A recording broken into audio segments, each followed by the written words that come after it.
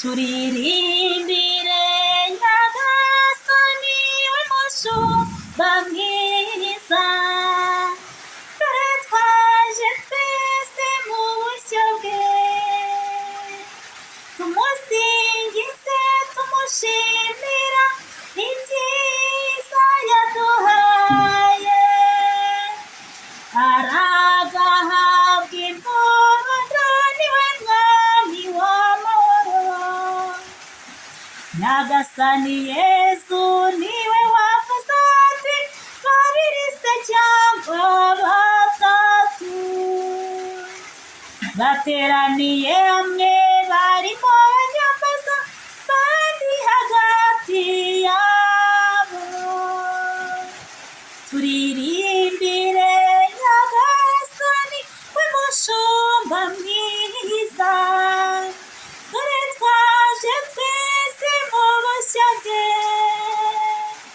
tumusingize tumushimira ibyiza yaduhaye, aragahabwa impundu niwe mwami w'amahoro.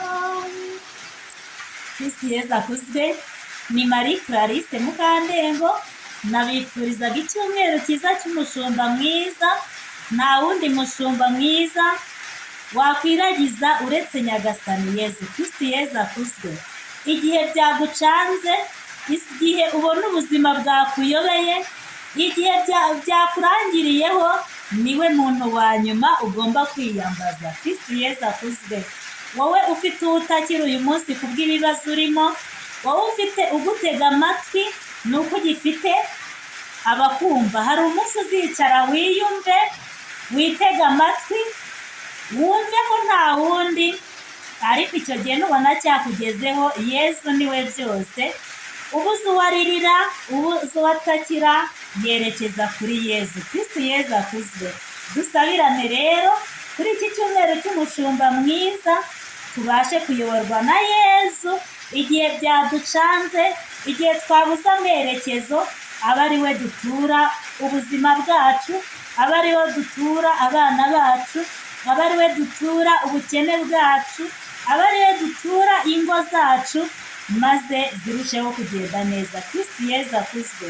Yezu niwe mushumba mwiza, niwe mushobora byose, nta wundi muntu wakumva, ariko Yezu niwe muntu uruta bose, kandi niwe mupfumu uruta abapfumu, niwe mujyanama uruta abajyanama, niwe papa uruta abapapa bo kuri iyi si, niwe mugabo uruta abagabo bo kuri iyi si, niwe muvandimwe uruta abavandimwe bo kuri iyi si. Kristo Yezu akuzwe.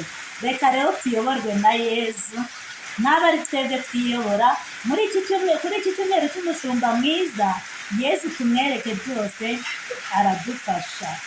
Turirimbire Nyagasani w'umushumba mwiza, dore twaje twese mu bushyo bwe, tumusingize tumushimira ibyiza yaduhaye, aragahabwa impundu niwe mwami w'amahoro. Dusabirane rero. Jye nari Marie Clarisse Mukandengo.